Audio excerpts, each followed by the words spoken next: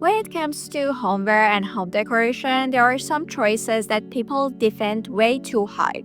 And honestly, I don't understand why. So in this video, I'm going to talk about those choices and explain why I don't get them.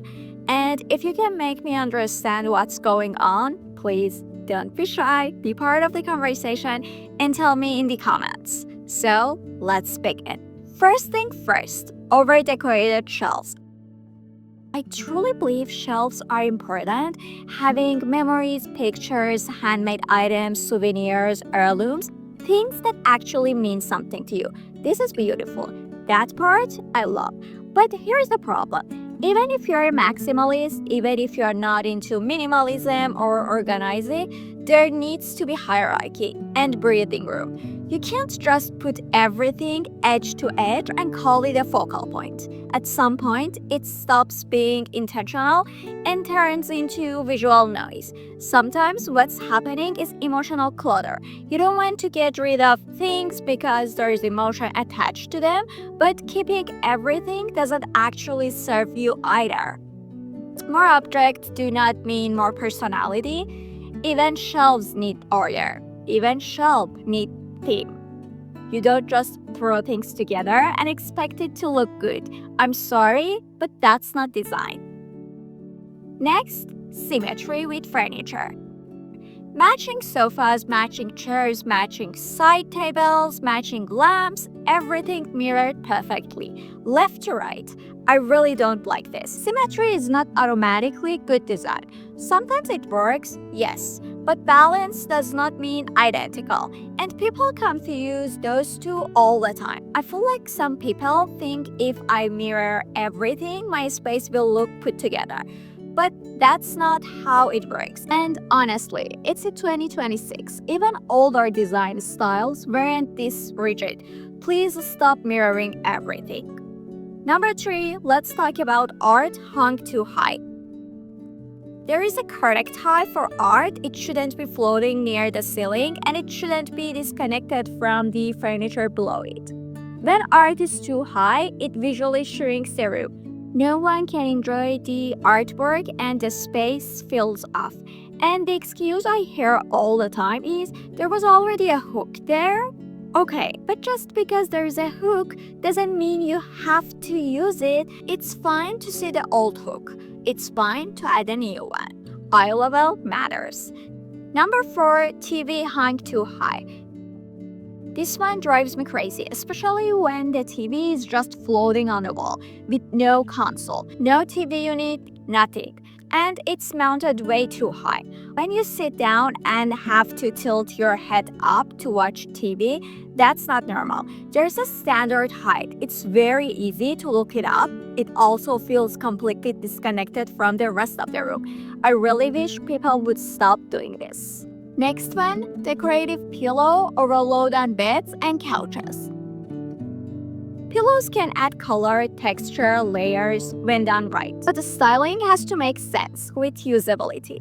If you have to remove 5 pillows just to sleep, something is wrong. If you have to clear the couch just to sit down, something is wrong. If you need to remove things to use furniture, then you've styled it incorrectly, period.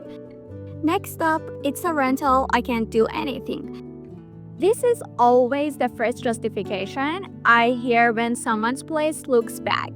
There is no decoration, no thought, nothing, and when you ask what's going on, the answer is always, it's a rental, I can't do anything. And I really don't agree with this. I feel like people are confusing restriction with lack of effort. Yes, if you are living in a rental, you probably can't redo the flooring. You probably don't want to repaint the entire place. You might not want to invest in costume curtains or drapes or big permanent changes. That part is fair, but there are still so many things you can control. You can control the layout, you can control the lighting, you can control furniture choices, rugs, accessories, textile, even small tech decisions. I live in a rented condo, and I still try to make it nice. And honestly, I feel like a lot of us, especially the younger generation, we all live in condos, right? Living in a condo or renting a place does not mean your apartment can't be nice. A rental is still your home. It's where you come back to every day. So for me, it's a rental is not a real excuse. It's just an excuse for not trying. Next, overhead lighting only. One ceiling light doing all the work, most of the time it's harsh, flat, unflattering, and usually white light, which makes everything worse. Overhead white lighting makes a space feel soulless and lifeless. And again, people say this is what the builder installed.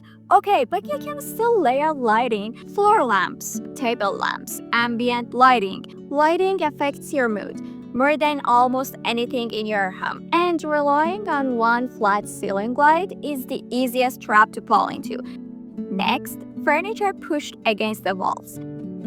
I talked about this a lot because this is a big one. People push all their furniture against the walls because they think it will make the space feel bigger, more open, more airy, and that's just not true. When you push everything to the wall, you're actually doing the opposite. It doesn't create space, it kills the flow. Space is not about distance from the wall, space is about flow.